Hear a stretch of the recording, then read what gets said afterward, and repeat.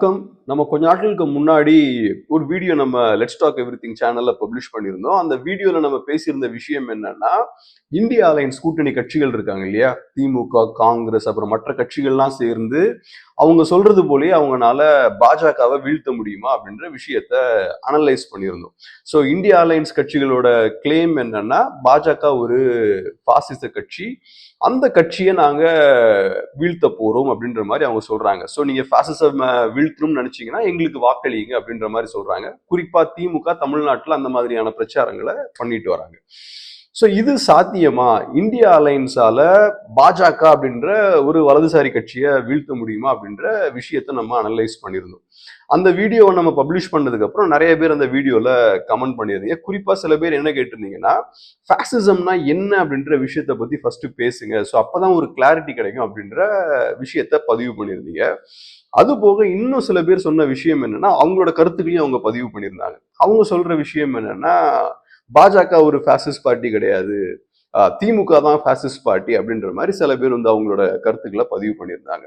இன்னும் சில பேர் சொல்ற விஷயம் என்னன்னா, ஃபாசிசம் அப்படின்ற அந்த வார்த்தையை ரொம்ப லூஸா யூஸ் பண்ணாதீங்க, ஃபாசிசம்ன்றது ஒரு சீரியஸான ஒரு வார்த்தை, ஸோ கேர்ஃபுல்லா யூஸ் பண்ணுங்க அப்படின்ற மாதிரி சில பேர் வந்து அட்வைஸும் கொடுத்துருந்தாங்க. ஸோ இந்த வீடியோவை பொறுத்தளவுல நம்ம பார்க்க போற விஷயங்கள் என்னன்னா, முதல்ல ஃபாசிசம்னா என்ன அப்படின்ற விஷயத்த பார்ப்போம். அதுக்கப்புறம் ஃபாசிஸ்ட் கட்சிகள் இருக்காங்க இல்லையா, அவங்களோட பொலிட்டிக்கல் ஐடியாலஜி என்ன, இந்த கட்சிகள் எப்படி ஆட்சியை கைப்பற்றுறாங்க, அதுக்கப்புறம் ஆட்சிக்கு வந்ததுக்கு அப்புறம் அவங்க என்னென்ன மாதிரியான விஷயங்கள் பண்றாங்க, இப்படிப்பட்ட நிறைய விஷயங்கள் பத்தி நம்ம பார்ப்போம். அதோட சேர்த்து பாஜக ஒரு பாசிச கட்சியா அப்படின்ற விஷயத்தையும் நம்ம இந்த வீடியோல பார்ப்போம். முதல்ல பாசிசம் அப்படின்ற இந்த டேர்மை யார் காயின் பண்றாங்கன்னு பார்த்தோம்னா, பெனிட்டோ முசோலினி 1921ஆம் ஆண்டு நேஷனல் பாசிஸ்ட் பார்ட்டியை அவரு இட்டாலியில ஸ்டார்ட் பண்றாரு. அதுக்கப்புறம் 1922ஆம் ஆண்டு அதிகாரத்தை கைப்பற்றிடுறாரு. ஸோ இப்போ நம்ம பாசிசம் நம்ம கிளியரா புரிஞ்சுக்கணும்னா, முசோலினிய அண்டர்ஸ்டாண்ட் பண்றது ரொம்ப அவசியம். முசோலினி அவர்களை பொறுத்தளவுல அவருக்கு புத்தகங்கள் படிக்கக்கூடிய பழக்கம் உண்டு. நிறைய புக்ஸ் ரீட் பண்ணக்கூடிய ஆர்வம் உள்ள ஒரு மனிதர். ரொம்ப ஷார்ப்பான பொலிட்டிக்கல் மைண்ட் உள்ள ஒரு மனிதர். குறிப்பா அவருக்கு பிலாசபில அதிகமான ஆர்வம் உண்டு. ஸோ முசோலினிய ஒரு முக்கியமான ஒரு ஸ்காலர் பார்த்தோம்னா பெரிய லெவல்ல இன்ஃப்ளூயன்ஸ் பண்றாரு, பெரிய ஒரு தாக்கத்தை ஏற்படுத்துறாரு. அவர் பேர் என்னன்னா குஸ்டாஃப் லிபான். இந்த குஸ்டாஃப் லிபான் அவர்கள் 1895ஆம் ஆண்டு த கிரவுட் அப்படின்ற ஒரு முக்கியமான புத்தகத்தை வெளியிடுறாரு. அந்த புத்தகத்துல அவர் சொல்லியிருக்க விஷயம் என்னன்னா, இனிமேல் வரக்கூடிய காலங்கள்ல தனி மனிதர்களோட டைம் வந்து முடிஞ்சிருச்சு, மக்கள் மாசஸ் இருக்காங்க இல்லையா, வெகுஜன மக்கள் தான் இனி எல்லாத்தையுமே தீர்மானிப்பாங்க அப்படின்ற ஒரு விஷயத்த சொல்றாரு. ஸோ அவர் சொல்ல வர விஷயம் என்னன்னா, மன்னர்களா இருக்கலாம், ஒரு நாட்டில் இருக்கக்கூடிய எலிட் இருப்பாங்க இல்லையா, பெரிய அரிஸ்டோகிராட்ஸ், நோபல்ஸ், பணக்காரங்கலாம், ஸோ அவங்க இனி டிசைடிங் ஃபேக்டரா இருக்க மாட்டாங்க, ஒரு நாட்டோட எதிர்காலத்தை தீர்மானிக்கக்கூடியவர்களா அவங்க இருக்க மாட்டாங்க, சாதாரண சாமானிய மக்கள் இனி அந்த விஷயத்த வந்து பண்ண ஆரம்பிப்பாங்க. ஸோ யாரு இந்த சாதாரண சாமானிய மக்களை கண்ட்ரோல் பண்றாங்களோ, அவங்க கட்டுப்பாட்டு கீழே வச்சிருக்காங்களோ, அவங்க தான் இனிமேல் வரக்கூடிய நாட்கள்ல பவர்ஃபுல்லான மனிதர்களா இருப்பாங்க அப்படின்ற ஒரு விஷயத்த அவர் சொல்றாரு. இந்த விஷயத்த அவரு 18ஆம் நூற்றாண்டோட இறுதி காலகட்டங்கள்ல ஏன் சொல்றாருன்னா, அந்த டைம்லயே மன்னராட்சிலாம் முடியக்கூடிய ஒரு சூழல் வந்து ஏற்பட ஆரம்பிச்சிருச்சு. அதுக்கப்புறம் பார்த்தோம்னா பாப்புலரான லீடர்ஸ் வந்து எமர்ஜ் ஆக ஆரம்பிக்கிறாங்க. ஸோ இந்த காலகட்டத்துல குஸ்டாஃப் லிபான் பார்த்தோம்னா இந்த மாதிரியான ஒரு தியரியை முன்வைக்கிறார். இது முசோலினி அவர்களை பெரிய லெவல்ல இன்ஃப்ளூயன்ஸ் பண்ணுது. அதுக்கப்புறம் ஹிட்லரையும் இந்த குஸ்டாஃப் லிபான் அவர்களோட ஒர்க்ஸ் பார்த்தோம்னா பெரிய லெவல்ல இன்ஃப்ளூயன்ஸ் பண்ணுது. இந்த விஷயங்கள்லாம் நான் ஏன் சொல்றேன்னா, பொதுவாகவே பாசிஸ்ட் மூவ்மெண்ட்ஸ் அப்புறம் இந்த பாசிஸ்ட் அமைப்புகள்லாம் பார்த்தோம்னா அவங்க எல்லாமே மக்கள் மத்தியில பெரிய செல்வாக்குடைய அமைப்புகளா இருந்திருக்காங்க, ரொம்ப பாப்புலரான மூவ்மெண்ட்ஸா அவங்க இருந்திருக்காங்க. அதே போல இந்த பாசிஸ்ட் அமைப்புகளோட தலைவர்கள் இருக்காங்க இல்லையா, அவங்களும் ரொம்ப ஃபேமஸான தலைவர்களா இருந்திருக்காங்க, மக்கள் மத்தியில பெரிய செல்வாக்குடைய தலைவர்களா இருந்திருக்காங்க. ஸோ இதுல இன்னொரு முக்கியமான விஷயம் என்னன்னா, ஹிட்லரா இருக்கலாம், முசோலினியா இருக்கலாம், இவங்கெல்லாம் மிலிட்டரி கூ வழியா அவங்க ஆட்சியை கைப்பற்றல, ராணுவத்தோட உதவியோட அவங்க ஆட்சியை கைப்பற்றல, மக்களோட சப்போர்ட்டோட எலெக்ஷன்ல ஜெயிச்சு அவங்க அதிகாரத்தை கைப்பற்றுறாங்க. ஸோ அந்த வகையில மக்கள் செல்வாக்கு நமக்கு இருக்கணும் அப்படின்ற விஷயத்துல பாசிஸ்ட் பார்ட்டிஸ் பார்த்தோம்னா ரொம்ப கவனமா இருந்தாங்க. இதுல யூஸ்வலா பாசிஸ்ட் கட்சிகள் எடுத்துக்கிட்டோம்னா அவங்க கிட்ட இருக்கக்கூடிய இன்னொரு முக்கியமான ஒரு கேரக்டர் என்னன்னா, ஒரு குணம் என்னன்னா, அவங்களோட தலைவர்களை ஒரு கடவுள் மாதிரி ப்ரொஜெக்ட் பண்ணக்கூடிய ஒரு கேரக்டரும் இந்த அமைப்புகளுக்கு உண்டு. ஒரு உதாரணத்துக்கு இப்ப முசோலினியை எடுத்துக்கிட்டோம்னா, முசோலினியை பொறுத்தளவுல பாசிஸ்டுகளுக்கு அவரு ஒரு கடவுள் தான். அவருக்கு எல்லாமே தெரியும். 24 ஹவர்ஸ் ஒர்க் பண்ணக்கூடிய ஒரு தலைவர், எப்பவுமே மக்களை பத்தியே சிந்திச்சுட்டு இருக்கக்கூடிய ஒரு தலைவர். சோ அவரு இத்தாலி மக்கள் எந்த திசையில போகணும் அப்படின்ற தெளிவு அவருக்கு உண்டு. அதை அவர் சொல்ற விஷயத்த கேட்டு நம்ம ஃபாலோ பண்ணும். அதுதான் நம்ம கடமை அப்படின்றதுதான் அவரோட தொண்டர்களுக்கு இருந்த பார்வை. சோ முசோலினி அவர்கள் வழி நடத்துவாரு, நம்ம எந்த கேள்வியும் கேட்காம அவர் பின்னாடி போய்கிட்டே இருக்கணும் அப்படின்ற ஒரு புரிதல் தான் அவங்க வேலை பார்த்துட்டு இருந்தாங்க. ஸோ ஃபாசிஸ்ட் பார்ட்டிகளை பொறுத்தளவுல இந்த ஒரு கேரக்டரும் அவங்க கிட்ட இருக்கும். லார்ஜர் தென் லைஃப் லீடர்ஸ் பார்த்தோம்னா அவங்களோட கட்சிகள்ல தலைவர்களா இருப்பாங்க. அப்புறம் முக்கியமா இன்னொரு விஷயம் என்னன்னா, பாசிஸ்டுகளுக்கு எப்பவுமே ஒரு பெரிய எதிரியும் தேவைப்பட்டாங்க. ஏன்னா ஒரு பெரிய எதிரிய மக்கள்கிட்ட காட்டினாதான் மக்களை வந்து மொபிலைஸ் பண்ண முடியும் இல்லையா? அப்பதான் மக்கள் வந்து அவங்க பின்னாடி வருவாங்க. ஸோ பாசிஸ்டுகள் எப்பவுமே பெரிய ஒரு எதிரியை ப்ரொஜெக்ட் பண்ணாங்க. இப்ப ஹிட்லரை பொறுத்த அளவுல யூதர்களை பெரிய ஒரு எதிரியா அவர் அந்த மக்கள் கிட்ட ப்ரொஜெக்ட் பண்ணாரு. ஸோ யூதர்களை வீழ்த்தணும்னா, ஜெர்மனியை காப்பாற்றணும்னா நீங்க எங்க பின்னாடி வாங்க, ஸோ நம்ம எல்லாம் சேர்ந்து இந்த மக்களை, இந்த யூதர்களை நம்ம வீழ்த்திடலாம் அப்படின்ற ஒரு பிரச்சாரத்தை அவரு ஜெர்மனி முழுக்க பண்ணாரு. ஸோ இதுவும் பார்த்தோம்னா பாசிசமோட முக்கியமான ஒரு கேரக்டர் இது. ஸோ அல்ட்ரா நேஷனலிசம் நம்ம சொல்லும் போது ஜெர்மன் மக்களை அவர் மொபிலைஸ் பண்ணும்போது அவரு ஒரு எதிரியையும் அவரு ப்ரொஜெக்ட் பண்றாரு. ஒரு குரூப்பை பார்த்தோம்னா இவங்க மோசமானவங்க, இவங்க எதிரிகள் அப்படின்ற மாதிரி ப்ரொஜெக்ட் பண்றாரு. அதோட சேர்த்து பாசிஸ்டுகளுக்கு பரவலா ஹோமோசெக்சுவல்ஸ் மேலேயும் பெரிய கோபம் இருந்தது. அவங்கள பொறுத்தளவுல ஹோமோசெக்சுவாலிட்டி அப்படின்ற விஷயம் வந்து இயற்கைக்கு புறம்பான ஒண்ணு அப்படின்ற மாதிரி அவங்க பார்த்தாங்க. ஸோ இவங்களும் எதிர்க்கப்பட வேண்டியவங்க தான் அப்படின்ற மாதிரி தான் பாசிஸ்டுகள் பார்த்தாங்க. அப்புறம் முக்கியமா ஊனமுற்றவர்கள் மேலேயும் அவங்களுக்கு பெரிய ஒரு மரியாதை இல்லை. அவங்கள பொறுத்தளவுல ஊனமுற்றவர்கள் வந்து அரசாங்கத்தோட பணத்தை வந்து வீணடிக்கிறாங்க. ஸோ அவங்களால நாட்டுக்கு எந்த பிரயோஜனமும் இல்லை, பட் நம்ம கவர்மெண்ட் ரிசோர்சஸ் அவங்க வேஸ்ட் பண்றாங்க அப்படின்ற மாதிரியான ஒரு பார்வை தான் அவங்களுக்கு இருந்தது. அது மட்டும் இல்லாம பாசிஸ்டுகள் என்ன யோசிச்சாங்கன்னா, அவங்களோட கலாச்சாரம் மற்ற கலாச்சாரங்களை விட ரொம்ப சுப்பீரியரான ஒரு கலாச்சாரம் அப்படின்ற ஒரு பார்வையும் அவங்களுக்கு இருந்தது. அது போக அவங்களுக்கு நேச்சுரல் ஹைரார்கி மேல நம்பிக்கையும் இருந்தது. ஸோ ஒரு சொசைட்டி இருக்குன்னா நேச்சுரலா ஒரு ஹைரார்கி உண்டு, எல்லாரும் சமம் கிடையாது, சில பேர் மேல இருப்பாங்க, சில பேர் கீழே இருப்பாங்க அப்படின்ற ஒரு நம்பிக்கை இருந்தது. இப்ப ஜெர்மனில நாட்சிகளை பொறுத்தளவுல ஆரியன் ரேஸ் வந்து டாப்ல இருக்கக்கூடிய ஒரு ரேஸ் அவங்க. ஸோ அவங்களோட லீடர்ஷிப்பு கீழே தான் மற்ற இனங்கள்லாம் இருக்கணும் அப்படின்ற மாதிரி யோசிச்சாங்க. அதுலயும் குறிப்பா ஆரியன்ஸ்குள்ளேயும் அவங்க எல்லா ஆரியர்களையும் சமமா அவங்க பார்க்கல. குறிப்பா அவங்க பிரிட்டிஷ்காரங்க, ஜெர்மன்ஸ், இவங்கெல்லாம் ஃபர்ஸ்ட் கிளாஸ் ஆரியன்ஸ் அப்படின்ற மாதிரி பார்த்தாங்க. அப்புறம் போலண்ட்ல இருக்கக்கூடிய மக்கள், யுக்ரைன்ல இருக்கக்கூடிய மக்கள், ரஷ்யால இருக்கக்கூடிய மக்கள் எல்லாம் தேர்ட் கிளாஸ் ஆரியன்ஸ் அப்படின்ற மாதிரி தான் அவங்க பார்த்தாங்க. ஸோ இந்த மாதிரியான ஒரு நேச்சுரல் ஹைரார்கிலையும் இந்த பாசிஸ்டுகளுக்கு நம்பிக்கை இருந்தது. ஸோ இப்ப பாசிஸ்டுகளை பொறுத்தளவுல அவங்களுக்கு ஒரு பொலிட்டிக்கல் ஐடியாலஜி இருக்கு. அப்புறம் அந்த பொலிட்டிக்கல் ஐடியாலஜியை சுத்தி மக்களை யூனிஃபை பண்றதுக்காக அவங்க ஒரு எதிரியை கிரியேட் பண்றாங்க. எதிரியை கிரியேட் பண்ணி அவங்கள அந்த எதிரியை வீழ்த்துறதுக்கு எங்க கூட வந்து சேருங்கன்றாங்க. அப்புறம் அவங்க மக்களை மோட்டிவேட் பண்றதுக்கு என்ன பண்றாங்கன்னா, தவறான சில விஷயங்களை வந்து அவங்களுக்குள்ள ஏத்துறாங்க, அந்த மக்களுக்குள்ள ஏத்துறாங்க. நம்ம தான் ரொம்ப சுப்பீரியரான ஆள், உலகத்தையே ஆள பிறந்தவங்க நம்ம தான், இப்படின்ற மாதிரி சில கருத்தியலை வந்து அந்த மக்கள் மைண்ட்ல திணிக்கிறாங்க. இந்த விஷயத்தெல்லாம் பாசிஸ்டுகள் ஏன் பண்றாங்கன்னா, பாசிஸ்டுகளோட அல்டிமேட் அப்ஜெக்டிவ் என்னன்னா, அரசாங்கத்தை நம்ம கைப்பற்றணும், ஸ்டேட்டை வந்து நம்ம கேப்சர் பண்ணணும். பாசிஸ்டுகளோட முக்கியமான நம்பிக்கை என்னன்னா, அவங்களுக்கு ஒரு ஐடியாலஜி இருக்கு இல்லையா? சோ இப்ப ஜெர்மனி வந்து ஒரு பெரிய ஒரு பவர்ஃபுல்லான நாடா இருக்கணும், யூரோப்பையும் நம்ம கட்டுப்பாட்டு கீழே கொண்டு வரணும், இப்படின்ற மாதிரியான ஐடியாலஜிலாம் இருக்கு இல்லையா?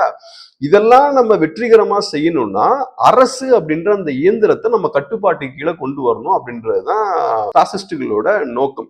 அரசாங்கத்தை யூஸ் பண்ணி இந்த விஷயங்கள் எல்லாம் பண்ணலாம் அப்படின்ற மாதிரி அவங்க யோசிச்சாங்க. ஸோ கவர்மெண்ட்டை கேப்சர் பண்ணும் அப்படின்றது பாசிஸ்டுகளோட முக்கியமான ஒரு நோக்கம். அடுத்தது கவர்மெண்ட்டை கேப்சர் பண்ணதுக்கு அப்புறம் கவர்மெண்ட் இன்ஸ்டிடியூஷன்ஸ் இருக்கும் இல்லையா? ஜுடிஷியரியா இருக்கலாம், எஜுகேஷனா இருக்கலாம், ஆர்மியா இருக்கலாம், இந்த மாதிரி எல்லா இன்ஸ்டிடியூஷன்ஸ்குள்ளேயும் பாசிஸ்டுகள் வந்து ஊடுருவாங்க. அந்த இன்ஸ்டிடியூஷன்ஸை யூஸ் பண்ணி பாசிஸ்ட் ஐடியாலஜி அந்த இன்ஸ்டிடியூஷன்ஸ் வழியா அவங்க புஷ் பண்ண ஆரம்பிப்பாங்க. மீடியா வழியா ஸ்ட்ராங்கா பாசிஸ்ட் ஐடியாலஜியை புஷ் பண்றது. ஸ்டூடெண்ட்ஸுக்கு பார்த்தோம்னா பாசிஸ்டுகள் அவங்க சில பார்வைகள் வச்சிருப்பாங்க, வரலாறு குறித்து அவங்களுக்கு சில பார்வைகள் இருக்கும், தத்துவம் குறித்த சில பார்வைகள் இருக்கும். அந்த விஷயத்தெல்லாம் ஸ்டூடெண்ட்ஸோட மைண்ட்ஸுக்குள்ள அவங்க புகுத்தக்கூடிய விஷயங்கள் பண்ணுவாங்க. ஸோ எல்லா இன்ஸ்டிடியூஷனுக்குள்ளேயும் பாசிஸ்டுகள் பார்த்தோம்னா ஊடுருவ ஆரம்பிச்சிருவாங்க. ஏன்னா பாசிஸ்டுகளை பொறுத்தளவுல அவங்க ஹைலி ஐடியாலஜி ட்ரிவன் இண்டிவிஜுவல்ஸ். அவங்க ரொம்ப வெறித்தனமான ஐடியாலஜி அவங்களுக்குள்ள இருந்தது. ஸோ அந்த விஷயத்தை வந்து அவங்க ரொம்ப அக்ரெசிவா புஷ் பண்ணக்கூடிய ஆட்களா இருந்தாங்க. ஸோ இதான் நம்ம ரொம்ப ரொம்ப கவனமா நம்ம புரிஞ்சுக்கணும். ஒரு சர்வாதிகாரியை பார்த்த உடனே அவரை பாசிஸ்ட்னு சொல்லக்கூடாது. சாதாரணமான ஒரு சர்வாதிகாரி இந்த விஷயங்கள்லாம் பண்ண மாட்டார். அவர் கவர்மெண்ட் நம்ம கட்டுப்பாட்டு கீழே வச்சுக்கணும்னு நினைப்பாரே தவிர இந்த மாதிரியான ஐடியாலஜி ட்ரிவன் காரியங்கள் எல்லாம் ஒரு சாதாரண சர்வாதிகாரி பண்ண மாட்டார். இப்போ இந்திரா காந்தி அவர்கள் எமர்ஜென்சி கொண்டு வந்தாங்க. ஸோ அவங்க ஒரு சர்வாதிகாரி தான். பட் இந்திரா காந்தி அவர்கள் இந்த விஷயங்கள்லாம் பண்ணல. ஸோ அவங்க ஆர்டினரியான ஒரு டிக்டேட்டரா இருந்தாங்க. பட் ஒரு ஃபாசிஸ்ட் டிக்டேட்டர் பார்த்தோம்னா சாதாரண டிக்டேட்டரை தாண்டி அவரு சில விஷயங்கள் பண்ணுவார். இந்த மாதிரியான விஷயங்கள் மக்களோட மைண்டை பிரெயின் வாஷ் பண்றதா இருக்கலாம், சொசைட்டிக்குள்ள ஒரு குரூப்பை இன்னொரு குரூப்புக்கு எதிராக திரும்ப வைக்கக்கூடிய அந்த விஷயங்கள் பண்ணலாம். ஸோ இந்த விஷயங்கள் எல்லாம் பாசிஸ்ட்கள் பண்ணுவாங்க. ஸோ அதனாலதான் சாதாரண ஒரு சர்வாதிகாரியை விட ஒரு பாசிஸ்ட் டிக்டேட்டர் பார்த்தோம்னா பல மடங்கு ரொம்ப டேஞ்சரஸான ஒரு கேரக்டர். அது மட்டும் இல்லாம பாசிஸ்டுகளை பொறுத்தளவுல ரொம்ப வயலண்டான ஆட்களும் கூட. அவங்க வன்முறையை கையில் எடுக்க அவங்க தயங்க மாட்டாங்க. இப்ப பாசிஸ்டுகளுக்கு எதிராக யாராவது திரும்புறாங்கன்னா ஒரு அமைப்பை சேர்ந்தவர்களோ இல்லைன்னா பத்திரிகையாளர்களோ யாராவது பாசிஸ்டுகளுக்கு எதிராக திரும்புறாங்கன்னா அவங்கள ரொம்ப கடுமையா வயலன்ஸை யூஸ் பண்ணி டீல் பண்ணக்கூடிய ஒரு கேரக்டரும் பாசிஸ்டுகளுக்கு உண்டு. சின்ன அமைப்பா இருக்கும் போதே அவங்களோட எதிரிகளை வந்து அவங்க வன்முறையை யூஸ் பண்ணி அவங்க டீல் பண்ணக்கூடிய ஒரு பழக்கம் பாசிஸ்டுகளுக்கு உண்டு. அது மட்டும் இல்லாம பாசிஸ்டுகள் பார்த்தோம்னா ரொம்ப டிசிப்ளின்டாகவும் இருப்பாங்க, ரொம்ப ஆர்கனைஸ்டாகவும் இருப்பாங்க. ஹிட்லரோட நாட்சி பார்ட்டியாகவும் இருக்கலாம், முசோலினி அவர்களோட பாசிஸ்ட் பார்ட்டியாகவும் இருக்கலாம். ரெண்டுமே பார்த்தோம்னா ரொம்ப ஆர்கனைஸ்டான ரொம்ப டிசிப்ளின்டான ஆர்கனைசேஷன்ஸ். ஸோ அவங்க வயலன்ஸை கையில் எடுக்கும்போது ரொம்ப இஃபெக்டிவா ரொம்ப பவர்ஃபுல்லா எதிரிகளை வந்து வயலன்ஸை யூஸ் பண்ணி அவங்க ஒடுக்கக்கூடிய ஆட்களாகவும் இருந்திருக்காங்க. அது மட்டும் இல்லாம பாசிஸ்டுகளுக்கு இருக்கக்கூடிய இன்னொரு முக்கியமான ஒரு கேரக்டர் என்னன்னா போர்கள்ல அவங்களுக்கு அதிக ஆர்வம் உண்டு. போர்களை குளோரிஃபை பண்ணக்கூடிய ஒரு கேரக்டரும் உண்டு. இப்ப ஆட்சிக்கு வர்றதுக்கு முன்னாடியே ரொம்ப அக்ரெசிவா பேசக்கூடிய விஷயங்கள்லாம் அவங்க பண்ணுவாங்க. ஸோ இப்போ நம்ம பக்கத்து நாடுகளுக்கு வந்து ஒரு பாடம் கற்றுக் கொடுக்கணும், அவங்க நமக்கு எதிராக ஏதாவது பண்ணாங்கன்னா கம்ப்ளீட்டா அவங்கள தரமட்டமாக்கிடணும், இந்த மாதிரியான பெரிய டயலாக்ஸ் எல்லாம் பேசக்கூடிய ஆட்களா இருப்பாங்க.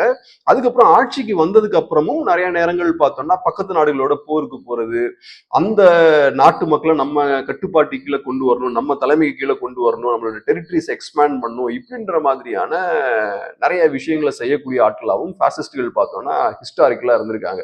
ஸோ இதுவும் பாசிஸ்டுகளோட முக்கியமான ஒரு கேரக்டர். அப்புறம் இன்னொரு முக்கியமான விஷயம் என்னன்னா பாசிஸ்டுகளை பொறுத்தளவுல அவங்களோட நாடுகள் இருக்கக்கூடிய பெருமுதலாளிகளோட சப்போர்ட்டும் அவங்களுக்கு பரவலா இருந்திருக்கு. ஹிட்லர், முசோலினி இவங்களெல்லாம் பார்த்தோம்னா அந்த நாடுகள்ல இருந்த பெரிய பண முதலைகள் வந்து பெருசா அவங்கள வந்து ஃபண்ட் பண்ணாங்க. இப்ப ஹிட்லர்லாம் எடுத்துக்கிட்டோம்னா ஜெர்மனில இருந்த மிகப்பெரிய கார்பரேஷன்ஸ் எல்லாம் ஹிட்லரை வந்து ஃபண்ட் பண்ணாங்க. அது மட்டும் இல்லாம அமெரிக்கால இருந்த பெரிய பெரிய மல்டிநேஷனல் கம்பெனிஸும் ஹிட்லரை வந்து பெருசா ஃபண்ட் பண்ணாங்க. உதாரணத்துக்கு ஹென்ரி ஃபோர்டா இருக்கலாம், ஸ்டாண்டர்ட் ஆயிலா இருக்கலாம். இந்த மாதிரியான அந்த காலத்துல இருந்த பெரிய பெரிய நிறுவனங்கள் ஹிட்லரை வந்து பெரிய அளவுல பேக் பண்ணாங்க. அதுக்கான காரணம் என்னன்னா அந்த நாடுகள்ல இருந்த முதலாளிகள் என்ன யோசிச்சாங்கன்னா கம்யூனிசம் பெருசா பவர்ஃபுல்லா வந்துருச்சுன்னா நமக்கு அது ஆபத்தா போயிடும். ஸோ நம்ம இந்த மாதிரியான பாசிஸ்டுகளை வளர்த்துடுவோம், கம்யூனிசமை கவுண்டர் பண்றதுக்கு இவங்களை வளர்த்துடுவோம் அப்படின்ற மாதிரி யோசிச்சாங்க. ஸோ பாசிஸ்டுகள் அந்த விஷயத்தையும் பண்ணாங்க. ஸோ அவங்களுக்கு தேவையான பினான்சியல் ஃபண்டிங்கை எப்படி வாங்கணும் அப்படின்ற விஷயமும் அவங்களுக்கு தெரிஞ்சிருந்தது. ஸோ இந்த கேபிட்டலிஸ்ட் சிஸ்டம்ல ஒரு செக்ஷன், ஒரு பண முதலைகள் இருப்பாங்க இல்லையா, பணக்காரர்களோட ஒரு செக்ஷனை வந்து அவங்களோட கண்ட்ரோலு கீழேயும் அவங்க வச்சிருந்தாங்க. ஸோ இப்போ நான் சொன்ன இந்த விஷயங்கள் எல்லாத்தையுமே நம்ம சேர்த்து போட்டு பார்த்தாலே பாசிசமை ஓரளவுக்கு நம்ம புரிஞ்சுக்க முடியும். இதுதான் பாசிசமோட கேரக்டர்ஸ். நம்ம பாசிசமை ஒரு சிங்கிள் டெஃபினிஷன் வழியா புரிஞ்சுக்க முடியாது. ஏன்னா பாசிசமுக்கு இந்த மாதிரி நிறைய குணங்கள், நிறைய கேரக்டர்ஸ் இருக்கு. அதெல்லாம் சேர்த்தாதான் பாசிசம் அப்படின்ற ஒரு ஐடியாலஜி வந்து கிரியேட் ஆகுது. ஸோ பாசிசமை பொறுத்த அளவுல சிம்பிளா சொல்லணும்னா ஒரு சர்வாதிகார ஒரு தலைவர் இருக்காரு, ரொம்ப ஐடியாலஜி ட்ரிவன் தலைவர் இருக்காரு. அவரோட கம்ப்ளீட் கண்ட்ரோல்ல ஒரு பாசிஸ்ட் பார்ட்டி இருக்கு. ஸோ அவர் என்ன சொல்றாரோ அந்த விஷயத்தை அது கேட்கும். அந்த பார்ட்டியும் பார்த்தோம்னா ரொம்ப ஐடியாலஜி ட்ரிவன் பார்ட்டியா இருக்கு. அடுத்தது அந்த பார்ட்டியோட கண்ட்ரோல்ல ஒரு கம்ப்ளீட்டா ஒரு கண்ட்ரி வந்து அந்த பார்ட்டியோட கண்ட்ரோலுக்கு கீழே போகுது. So one leader, one party, one nation, அந்த மாதிரியான ஒரு கான்செப்ட் தான் ஃபேசிசம். ஸோ ஒரு ஃபேசிஸ்ட் கட்சி இல்லாட்டி ஒரு அமைப்பு கட்டுப்பாட்டில் இருக்கக்கூடிய ஒரு நாட்டை பார்த்தோம்னா அதில் இருக்கக்கூடிய எல்லா இன்ஸ்டிடியூஷன்ஸையும் இந்த ஃபேசிஸ்ட் பார்ட்டி தான் கண்ட்ரோல் பண்ணும். அந்த இண்டிவிஜுவல் சர்வாதிகாரி லீடர் தான் கண்ட்ரோல் பண்ணுவார்.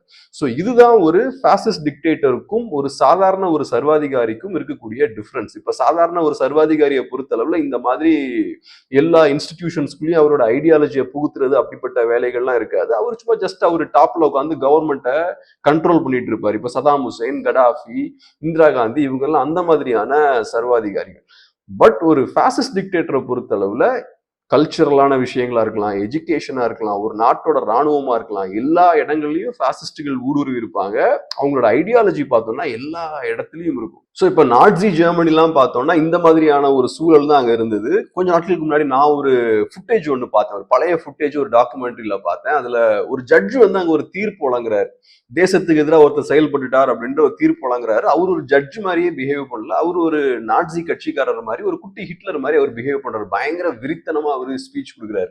அதே போல எழுத்தாளர்களா இருக்கலாம், ப்ரொஃபசர்ஸா இருக்கலாம், ஜேர்னலிஸ்டுகளா இருக்கலாம், இவங்க எல்லாம் பார்த்தோம்னா வெறி பிடித்த நாட்சிக்காரங்கள மாதிரி பிஹேவ் பண்ற ஒரு விஷயம் தான் அங்க இருந்தது. ஸோ யாரெல்லாம் நாட்சி ஐடியாலஜியை உள்வாங்கி அந்த நாட்சி கட்சிக்கு ஏத்த மாதிரி யாரெல்லாம் பேசுறாங்களோ அவங்க தான் அவங்க கெரியர்ல வந்து மேல போக முடியும். ஸோ அவர் வந்து ஒரு சயின்டிஸ்டா இருக்கலாம், ஒரு ப்ரொஃபஸரா இருக்கலாம், அவர் ஒரு ஸ்போர்ட்ஸ் மேனா கூட இருக்கலாம். ஸோ இங்க யாரா வேணாலும் இருக்கலாம். பட் நாட்சிசம் உள் வாங்கி ஒரு நாட்சி கட்சிக்காரர் மாதிரி நீங்க பிஹேவ் பண்ணாதான் உங்க கெரியர்ல நீங்க மேலே ஏறி போக முடியும். நாட்சி ஐடியாலஜியை நீங்க எங்கேயாவது அப்போஸ் பண்ணீங்கன்னா உங்களை தூக்கி வெளில போட்டுருவாங்க, உங்களோட கெரியரை டிஸ்ட்ராய் பண்ணிடுவாங்க. அதை தாண்டி நீங்க ரொம்ப அக்ரெசிவா நீங்க வந்து நாட்சிசம் கம்யூனிஸ்டுகளை போல நீங்க சேலஞ்ச் பண்ணீங்கன்னா உங்களை வந்து கான்சென்ட்ரேஷன் கேம்ப்ஸ்ல தூக்கி போட்டுருவாங்க. ஸோ இதுதான் அப்போ இருந்த சிஸ்டம். ஸோ ஒரு ஃபாசிஸ்ட் சிஸ்டம்ன்றது இப்படிதான் ஆப்ரேட் ஆகும். கம்ப்ளீட்டா எல்லாத்தையும் பார்த்தோம்னா ஒரு கண்ட்ரியில் இருக்கக்கூடிய எல்லா ஏரியாஸையும் அந்த ஃபாசிஸ்ட் பார்ட்டி அவங்களோட கட்டுப்பாட்டு கீழே வச்சிருப்பாங்க. ஸோ இதுதான் ரொம்ப முக்கியமான ஒரு விஷயம். நம்ம சாதாரண டிக்டேட்டர்ஸோட ஃபாசிஸ்ட் டிக்டேட்டர்ஸை நம்ம கம்பேர் பண்ணிடக்கூடாது. இனி அடுத்தது நம்ம முக்கியமான ஒரு இஷ்யூக்கு வருவோம். ஸோ இப்போ பிஜேபி வந்து ஒரு ஃபாசிஸ்ட் பார்ட்டி அப்படின்னு கேட்டிங்கன்னா டெஃபினட்டாக கிடையாது. பிஜேபி அந்த மாதிரியான இடத்துக்கு போகவும் முடியாது. 10 இயர்ஸாக அவங்க ஆட்சியில் இருந்திருக்காங்க. ஸோ மேபி சில இடங்கள்ல பார்த்தோம்னா அந்த ஃபாசிஸ்ட் கேரக்டர்ஸ் வேணா சில இடங்கள்ல வரலாம். ஒரு லார்ஜர் தன் லைஃப் லீடரை வந்து அவங்க கிரியேட் பண்ண ட்ரை பண்றதா இருக்கலாம். டெஃபினட்டா அவங்க இன்னும் பெரிய ரொம்ப பவர்ஃபுல்லான ஒரு சிங்கிள் லீடர்லாம் என்ன பொறுத்தளவில் கிரியேட் பண்ணல. பட் அதுக்கான முயற்சிகள்ல மேபி ஈடுபடலாம். இந்த மாதிரியான சில கூறுகள் மேபி வெளிப்படலாம். பட் பாஜகவை டெஃபினட்டா நம்ம ஃபாசிஸ்ட் பார்ட்டின்லாம் சொல்ல முடியாது. பாஜக மேபி ஒரு ரைட் விங் பார்ட்டின்னு சொல்லலாம்.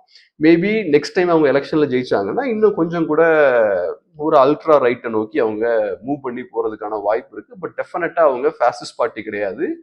இந்தியாவில் ஒரு ஃபாசிஸ்ட் பார்ட்டி ஆட்சிக்கு வர்றதுக்கான வாய்ப்பும் கிடையாது. அதுக்கான முக்கியமான காரணம் என்னன்னா, ஜெர்மனி, இட்டாலி இந்த மாதிரியான நாடுகள்லாம் எடுத்துக்கிட்டீங்கன்னா அந்த நாடுகள்ல மோஸ்ட்லி ஒரு ரிலிஜன் இருந்தது, ஒரு ரேஷியல் ஐடென்டிட்டி இருந்தது. இப்போ ஃபார் எக்ஸாம்பிள் அங்கே மோஸ்ட்லி எல்லாம் கிறிஸ்டியன்ஸ் தான் இருந்தாங்க. அதே மாதிரி எல்லாம் வெள்ளைக்காரங்களா இருந்தாங்க ஜெர்மனியில. அப்புறம் எல்லாம் ஒரே மொழி பேசக்கூடிய மக்களா இருந்தாங்க. ஸோ அப்படி இருக்கும்போது நான் எல்லாம் மெஜாரிட்டின்னு சொல்றது 95% மக்களுக்கு மேல எல்லாம் ஒரு சிங்கிள் ஐடென்டிட்டி கீழே வந்தாங்க. ஸோ அவங்க எல்லாரையுமே ஒரு சிங்கிள் பொலிட்டிக்கல் ஐடியாலஜிக்கு கீழே கொண்டு வர்றது ஈஸி. பட் இந்தியா மாதிரியான ஒரு கண்ட்ரியில பார்த்தோம்னா நிறைய மதங்கள் இருக்கு. ஹிந்துசம் இருக்கு, அப்புறம் இஸ்லாம் இருக்கு, கிறிஸ்டியானிட்டி இருக்கு, புத்திசம் இருக்கு, சீக்கிசம் இருக்கு. ஸோ நிறைய ரிலிஜன் இருக்கு, அப்புறம் நிறைய கேஸ்ட் டிவிஷன்ஸ் இருக்கு. அது போக நிறைய மக்கள் டிஃப்ரெண்டான ரேஷியலி ரொம்ப டிஃப்ரெண்டான மக்கள் இருக்காங்க. இப்போ தமிழர்களுக்கும் காஷ்மீரிஸ்க்கும் பார்த்தோம்னா நிறைய டிஃப்ரென்ஸ் இருக்கு. அதே மாதிரி நார்த் ஈஸ்ட்ல இருக்க மக்களுக்கும் பஞ்சாபிஸ்க்கும் பார்த்தோம்னா நிறைய டிஃப்ரென்ஸ் இருக்கு. நடுவில் இருக்கக்கூடிய ஹிந்தி பேசக்கூடிய மக்கள் பார்த்தோம்னா அவங்களும் ரொம்ப டிஃப்ரெண்டா இருக்காங்க. ஸோ இவங்க எல்லாத்தையும் சேர்த்து வைத்து ஒரு சிங்கிள் நேஷனாலிட்டி மூவ்மெண்ட்டை பில்ட் பண்றதுன்றது ரொம்ப கஷ்டம். ஸோ இந்தியாவை பொறுத்தளவுல ஒரு நம்ம ஜெர்மனிலேயோ இட்டாலியிலையோ பார்த்த மாதிரியான ஒரு ஃபாசிஸ்ட் ரெஜிம் இங்க வர்றதுக்கு சாத்தியமே கிடையாது. அந்த மாதிரி எல்லா மக்களையும் யுனைட் பண்ண முடியாது. ஸோ டெஃபினட்டா நம்ம பாஜகவை ஃபாசிஸ்ட் பார்ட்டின்னு நம்ம சொல்ல முடியாது. பட் என்னை பொறுத்தளவுல பாஜக ஒரு தமிழ்நாட்டில் ஒரு பாசிட்டிவான ஃபோர்ஸ் ஆனா டெஃபினட்டா இல்லைன்னு தான் சொல்லுவேன். தமிழ்நாட்டில் ஃபியூச்சர்ல அவங்க வளர்றதுக்கான வாய்ப்பு இருக்கான்னு கேட்டாலும் இல்லைன்னு தான் சொல்லுவேன். ஏன்னா தமிழ்நாட்டில் பாஜகவுக்கான தேவையில்லை. சரி, அடுத்த கேள்விக்கு போவோம். ஸோ ஓகே, பாஜக ஃபேசிஸ்ட் பார்ட்டி இல்லை அப்படின்ற பட்சத்துல ஏன் இப்ப திரு M.K. ஸ்டாலின் அவர்கள் பாஜகவை ஒரு பாசிஸ்ட் பார்ட்டின்னு சொல்றாரு. அப்புறம் இவர் அண்ணாமலை அவர்கள் திரும்பவும் அவரு டிஎம்கே தான் ஒரு பாசிஸ்ட் பார்ட்டி அப்படின்ற மாதிரி அண்ணாமலை அவர்கள் சொல்றாரு. ஸோ இந்த விஷயங்கள்லாம் ஏன் நடக்குது அப்படின்ற விஷயத்த பார்ப்போம்.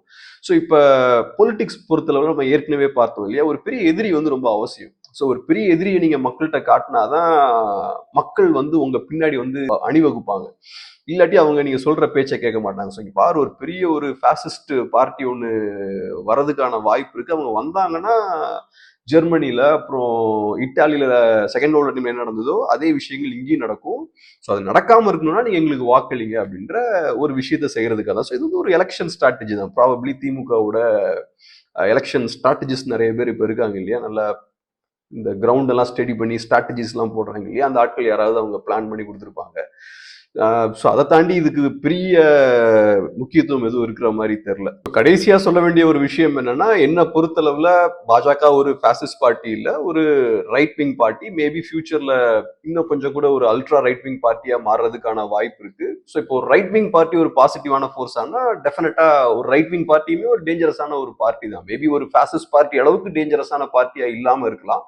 பட் டெஃபினட்டா ஒரு ரைட் விங் பார்ட்டி அப்படின்றது டேஞ்சரஸான ஒரு விஷயம் தான். ஒரு ரிலிஜனை மையமா வச்சு இருக்கக்கூடிய ஒரு ரைட் விங் பார்ட்டி டேஞ்சர் தான். ஸோ அந்த வகையில நான் பாஜக ஒரு பாசிட்டிவான ஒரு ஃபோர்ஸா பார்க்கல. அப்புறம் இங்க இன்னொரு விஷயத்தையும் நம்ம தெளிவுபடுத்த வேண்டியது இருக்கு. இப்ப ஃபேசிசம் பத்தி பேசும்போது நம்ம சொன்ன விஷயம் என்னன்னா, ஃபேசிசம்ன்றது அல்ட்ரா நேஷனலிசம் அப்படின்ற மாதிரி நம்ம பேசியிருந்தோம். ஃபேசிஸ்டுகளோட பொலிட்டிக்கல் ஐடியாலஜின்றது அல்ட்ரா நேஷனலிசம் அப்படின்ற மாதிரி நம்ம பேசியிருந்தோம் இல்லையா. ஸோ சில நேரங்களில் இதுக்கு முன்னாடி நான் என் கம்யூனிஸ்ட் நண்பர்கள்ட்ட எல்லாம் பேசும்போது அவங்க சொல்ற விஷயம் என்னன்னா, தேசியமே ரொம்ப ஆபத்தான ஒரு விஷயம், நேஷனலிசமே ஏதோ ஒரு பாயிண்ட்ல ஃபேசிசம் நோக்கி தான் போகும் அப்படின்ற மாதிரி என் நண்பர்கள்லாம் என்கிட்ட பேசியிருக்காங்க. ஸோ இப்போ அங்கேயும் ஒரு கிளாரிட்டி வேணும்.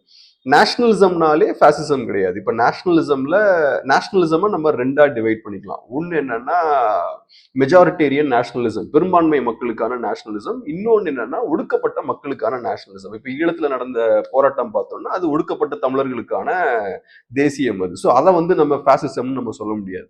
அதே மாதிரி ஐரிஷ் பீப்புளா இருக்கலாம், ஸ்காட்டிஷ் பீப்புளா இருக்கலாம், இவங்கெல்லாம் பார்த்தோம்னா அவங்க ஒரு நேஷனாலிட்டி பேசிஸ்ல அந்த மக்கள் ஒடுக்கப்படுறாங்க. ஸோ அவங்க ஒரு தேசியம் அப்படின்ற அந்த ஐடியாலஜியை கையில் எடுத்து அவங்க அந்த ஒடுக்குமுறையிலிருந்து வெளியே வர முயற்சி பண்றாங்க. பட் இது மெஜாரிட்டேரியன் நேஷனலிசம், பெரும்பான்மை மக்களுக்கான நேஷனலிசம் பார்த்தோம்னா ஜெர்மனி, இட்டாலி இங்கெல்லாம் அந்த மாதிரியான நேஷனலிசம். நாங்க உலகத்திலேயே சிறந்தவங்க, நாங்க மற்ற நாடுகளை எங்க கட்டுப்பாட்டு கீழே கொண்டு வந்துருவோம், ஸோ நாங்க ஒரு சுப்பீரியரான ரேஸ் அப்படின்ற ஒரு இடத்துல இருந்து அவங்க வராங்க. ஸோ அது ரொம்ப ஆபத்தான விஷயம். ஸோ நேஷனலிசம் அப்படின்னாலே ஒரு கெட்ட வார்த்தை, ஒரு மோசமான விஷயம்னு நம்ம பார்க்க தேவையில்லை. ஃபேசிஸ்டுகள் இந்த மெஜாரிட்டேரியன் நேஷனலிசம் அவங்க யூஸ் பண்றாங்க. ஸோ இந்த வீடியோ இதோட முடிச்சுப்போம். உங்களுக்கு இந்த வீடியோ யூஸ்ஃபுல்லா இருந்திருக்கும் நம்புறோம். ஓரளவுக்கு ஃபேசிசம்னா என்ன அப்படின்ற ஒரு கிளாரிட்டி கிடைச்சிருக்கும் நம்புறோம். டெஃபினட்டா உங்க வியூஸை ஷேர் பண்ணுங்க. இதுக்கு முன்னாடி போட்ட வீடியோஸ்லயும் நிறைய கமெண்ட்ஸ் போட்டுருந்தீங்க, உங்க வியூஸ் எல்லாம் ஷேர் பண்ணிருந்தீங்க. அதே மாதிரி டெஃபினட்டா இந்த ரிவ்யூ பண்ணுங்க. அப்புறம் சேனலை சப்ஸ்கிரைப் பண்ணவும் மறந்துடாதீங்க. ரொம்ப நன்றி.